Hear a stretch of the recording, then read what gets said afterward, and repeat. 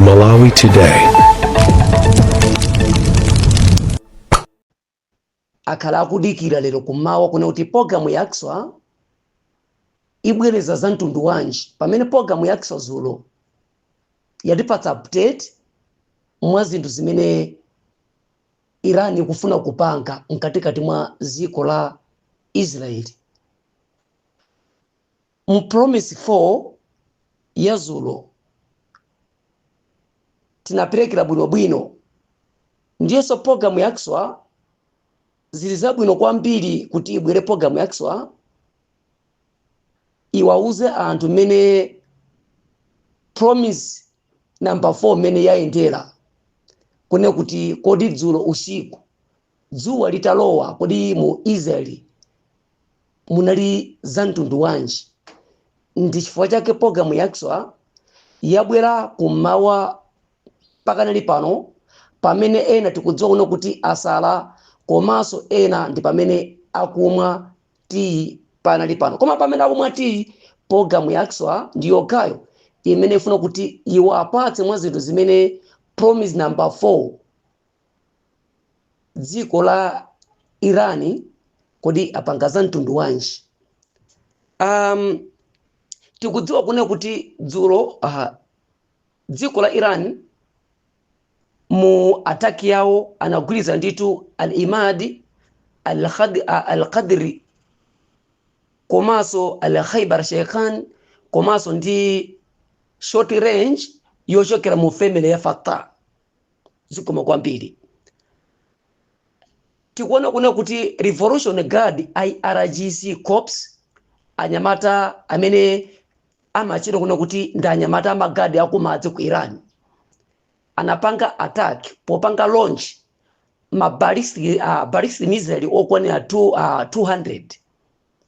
Tita kuno kuti launch ya zulo inapangidwa mulingo okwanira ma 200 ballistic missile mene munali nditu menemo nditu al-Imadi al-Khaybara komanso menemo nditu munali al-Qadri komanso munali nditu shida chimodzi chimene chikuchokera mu family ya Fatah number 2 zikoma kwambiri. Mu attack ya zulo choyamba dziko la Iran analimbana nditu kupanga attack power station yaikulu kwambiri imene ili mu Tel Aviv. Ndeno power station imeneyi anali akuimenya kwambiri pogwiza ntchito al-Khaybar. Chifukwa chani Iran panali pano akukonda Khaybar ndi funso limene anthu ambiri akufunsa. Kodi mu Khaybar Sheikhan mene mu Iran akukonda bwanji chida chimenechi. Mu Khaybar mukachiponya chida chimenechi chikaponyedwa chimakhala ngati kuti chida chimodzi chimene chikupita. Komano chikakafika kumalo poti chisanafike pa target chatsala ndi mtunda wochepa kwambiri kulowa mu location limene chida chimenechi chikupita, ndiyo kuti chida chimenechi chikumatulusa ma cluster bomb wokwanira 80. Ndeno sonyeza no kuti chida chimenechi chikumalavula timabomu tokwanira 80 tama cluster timene tikumakhala ndi moto wambiri kwambiri tikapita pansi pofuna kuononga manyumba kapena mafactory china chilichonse chimene chili mu Israel. Ndiyeno pakumakhala povuta kwambiri kune kuti defense system ya Iron Dome Arrow third defense system kune kuti kukwanisa kupanga intercept. Chifukwa chakune kuti ndayi imene chokuti chikafika mu location kuti chifune chiononge location limeneli ndiyo kuti chikumayamba sopano kuvula chigoba chake ndikutaya ndikulavula sopano cluster bomb wokwanira 80. Ndeno akumapita mene muja kanga kune kuti ziminyala sopano zankofungidwa zokwanira 80 koma zikupita. Ndiye kune kuti chida chimenechi ndi chimene chinayamba choyamba kuponyedwa popangira attack power station ya magetsi imene ili mu Tel Aviv. Ndito kukuzana kuti panali pano mtunda wokwana 250 km pakanali pano katikati mwa Tel Aviv. Ndiye kuti tikuzana kuti panali pano magesi kulibe anthu amene agona mudima kwachira ali mudima andimete unene pano kuti mu Tel Aviv ali mudima moti tina kuti panali palifika kuti zuwa likuwala ndiye kuti anthu amenewa aona kuwala kamba kadzuwa komano pamene imati 6 o'clock ndiye kuna kuti chida cha Khaibara chinali chitaumbuza ndi kuchosa kale power station yonse ndi kwaika anthu amenewa mudima zinalitu ku Tel Aviv zulo zidalitu zovuta zulo mu Tel Aviv anthu amasowa kothawira kamba ona kuti kunali mdima osaoneni woti wina aliyense kothawira samaziwa kuti athawira kuti kamba kandima chida cha Khaibara chitaononga magetsi amene ali mu Tel Aviv akuti pamenepa ndi pamene sikuti pamabwera zida zochita al-Imadi al-Khadri al-Fattah ndino kunali kugongonda manyumba onse amene ali mu Tel Aviv zulo manyumba ambiri awochedwa moto ndi cluster bomb andidite kukuzani kuti tunda wokwanira kuchoka kwa akuti ku Tel Aviv North kuti ukafike mpana town wina uliwose uchelo manyumba ena aliwose kumeneko airani muchida cha Khaibara aseselatu manyumba onse awochiratu moto kumeneko andiso mpaka na mende kufotokoza pano ndikuona kuti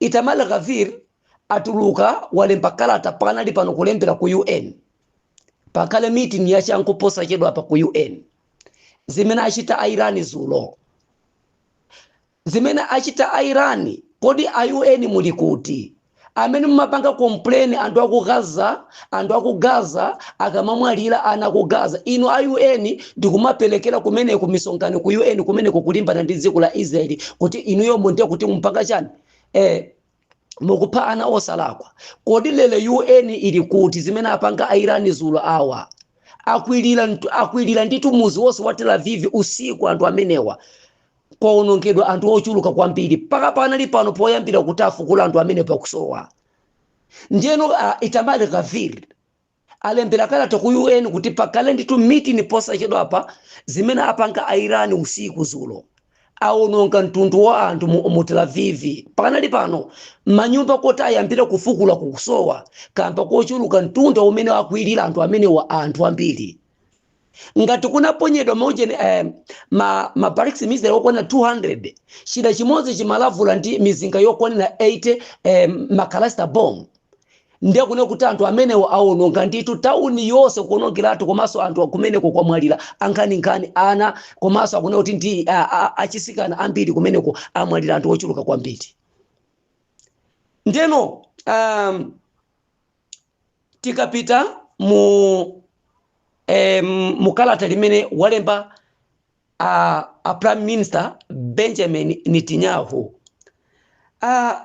Netanyahu anena kuna kuti ndizofesa chisoni kwambiri zimene apanga dziko la Irani posaonesa chisoni ngati mene amanenera kuna kuti asilamu amakhala anthu achisoni koma dziko la Irani laonesa kuna kuti ndi dziko lakunena kuti si dziko la chisoni kwambiri limene lakhala likuboma ikabwera bomba ili komanso pamwambaso kubweraso bomba lina komanso kubweraso bomba lina achezera kuti menya ife zulo usiku ndi akuita kuna kuti there are no akutiuza kuti akuti palibenso ujeni umoyo umene ulipo panali pano pa ma civilian children ngakhale azimayi chifukwa chaona kuti anthu amenewa akala nditu ali busy kuononga ana amu Tel Aviv zulo Irani ndi anthu akuti sa asilamu meti maganizira kuna kuti isilamu amakhala chisoni pa munthu zake komana zimene achita anthu Irani aonesa kuti anthu amenewa sa asilamu koma anthu amenewa ndi anthu oyipa mtima kwambiri komanso alibe mmene mene amanenera kuna kuti amakhala ndi chisoni kwa anthu akwa ana ochepa komanso kwa azimayi ochepa kwamvera chisoni komatu zimene apanga Irani ndi anthu akuna kuti iwo alibe nditu mese ina iliyonse m'mitima mwawo aononga ana athu zulo usiku mu Tel Aviv komanso aononga anyamata athu mu Tel Aviv ndi anthu akuti iwo sangatiuza za chisilamu chifukwa chano kuti iwowa zimene apanga zulo anthu amu Irani aononga nditu ndikukwilira muzi wonse wa Tel Aviv zulo usiku mukalata imene alemba Benjamin Netanyahu ife tangofuna kuna kuti tingoyimasulira mwa zinthu zimene iyeyo akufotokozerera omvera titakuwuzani kunena kuti Irani dzulo mu Tel Aviv yaononga kwambiri andizikana kala kunena kuti ali nkothekera ndikukuonesani mene tauni yonse ya Tel Aviv imene yawochezedwera ojene moto mukanatha kuona kuti Irani dzulo inakwiya kwambiri pamene anapanga launch ma ballistic okwanira 200 komanso tikuona kunena kuti ngakhala kunena kuti tikukamba malo a Tel Aviv komanso Irani analiso busy kumenya kuononga chuma cha ku Haifa komanso anapitanso ku oil refinery analiso busy kuononga oil refineries ku Haifa kumeneko akalasa kukungunda oil kumeneko achezera kumeneko kuonongaso oil ku Haifa komanso tikuona kuti Irani dzulo akala busy kuononga manyumba a Benjamin Netanyahu wonse kumeneko amene akwaziwa kuti awa ndi manyumba a Benjamin Netanyahu akala kuocha moto dzulo usiku zimenezi zimachitika kungolowa kwa zuwa. Iyi ndi ovu ya promise number 4 mmene Irani zimene amapangira dzulo kuononga kwambiri yazo kwambiri. Izi ndi mwazina zimene akungotiuza kuti dzulo Irani nditu yakwirira nditu tauni yonse ya Tel Aviv mmene ndikukambira pano ndiye kuti magesi kulibe komanso kuli makashote anthu amene amwalira ambirimbiri.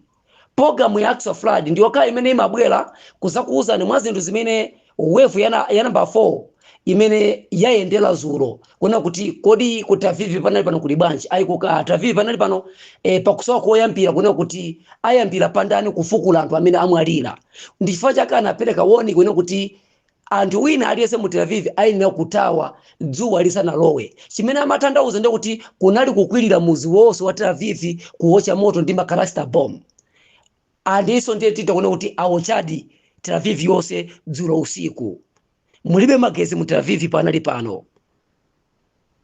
Netanyahu mpana kudandaula kuti ndi anthu awopanda chisoni anthu amu Irani ndi anthu akuti iwo ife timakulupira kuti asilamu amakandi chisoni koma sa asilamu akaku Irani awa awononga mtundu wa anthu mu Tel Aviv anthu amu Irani awa sa asilamu awa kala talolemba Netanyahu komanso ndi kulemba ujene Itamar Gavir.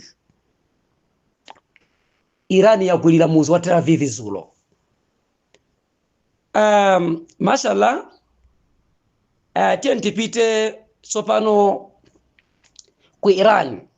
Tikudziwa kuti ku Irani dzulo kwasankhidwa news polling leader amene tikumutcha kunena kuti ameneyo nditu ndi Mujtaba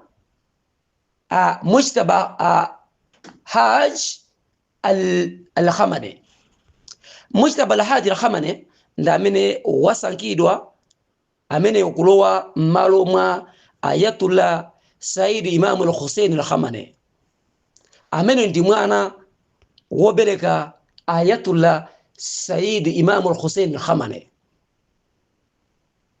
Zuku kwambiri ndiyeno tikuona kuna kuti Mujtaba al-Khamenei yeyu full name yake amaitanidwa kuna kuti Sayyidi Mujtaba Hussein al-Khamenei amene nditu tikudziwa kuna kuti anabadwa nditu pa 8 September chaka cha 1969 ali ndi zaka 56.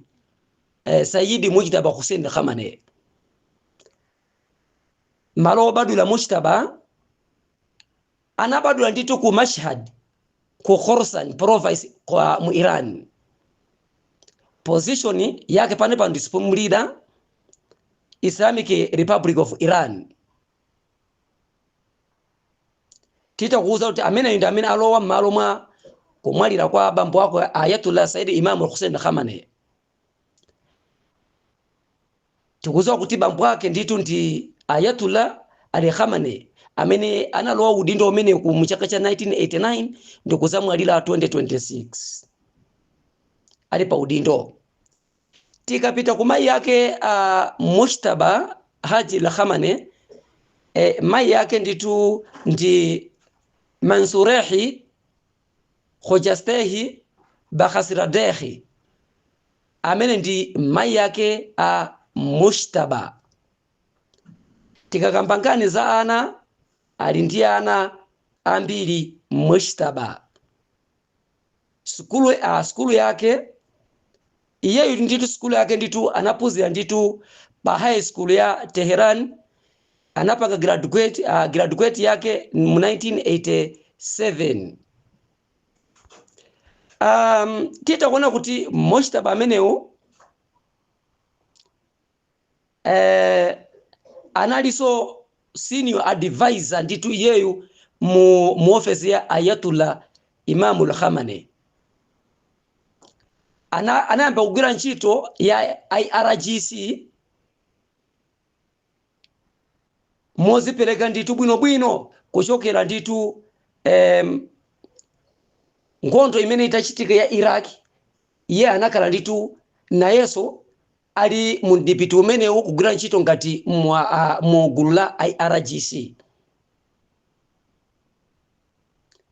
Tita kuona kuti pakanali pano nditu dziko la Irani lamuzanga nyamata ameneyu kukhala kuona kuti akale sipumulida kumwalira kwa bambo wake.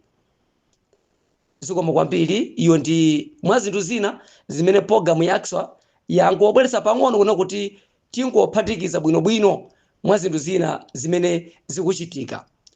Komanso panali pano tibwereso mu nkhani ya nkhondo.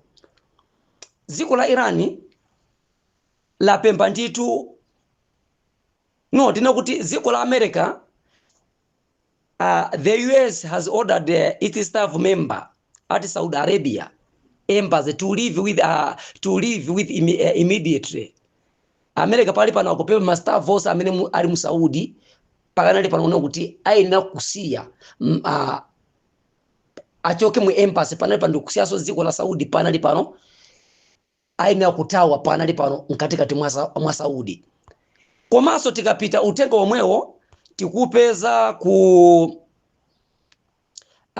utenga umenewu tikupeza ku the commanders of the Iranian army. Akunena kuna kuti Iran commander army akuuzana kuti ma foreign forces must leave the Middle East. Pakanali pano amene akuza kuti ma foreign commanders iko ambiri kwa America amene akupezeka ku Saudi, ku Qatar, Bahrain, al-Kuwait, United Arab Emirates, al-Oman, al-Jordan ayenera kusiya pakanali pano nthaka ya Middle East pakanali pano komanso lero zuwa lisadalowe.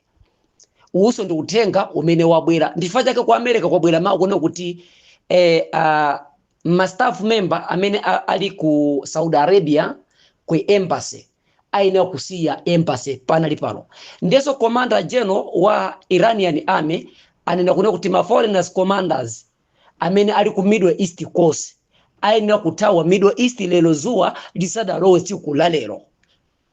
Kamuli mu Saudi, Bahrain, al-Qatar, al-Kuwait, Jordan, al-Oman. Ndio tumenemo ndio kuona kuti makomanda wose amene Americans ama foreign amenemo ayenera kuchoka menemo zuwa la lero lisadalowe. Ndi utenga umene wapelekedwa nditu kuchokera nditu pamalo pochita kuti alambia ndi pamalo pamene pachokera utenga umenewo kwauza ndo kuona kuti lero zuwa lisanalowe siku la lero mose mene muli ma foreign amenemo ayenera kusiya nthaka ya Middle East. Zikomo kwambiri. Program yakswa imabwera ndikupasani maputetiso kuona kuti tsiku la lero utenga umene tili nawo zuwa likamalowa ndio kuona kuti anthu onse ali ku Middle East kamuli Bahrain muyenera kusiya nthaka ngati mukuzowa kuona kuti inu mugwira ntchito ya usilikali zuwa lisanalowe muyenera kuthawako. Ngati mete daperekera puteti zulu kuona kuti zuwa lisanalowa anthu ayenera kuthawa mu Israel. Zikomo kwambiri. Tikapita muziko la Bahrain. Dziko la Bahrain tikuona kuona kuti Bahrain Hamdan ibn Isa al-Khalifa pakali pano zulo asiya nthaka ya Bahrain.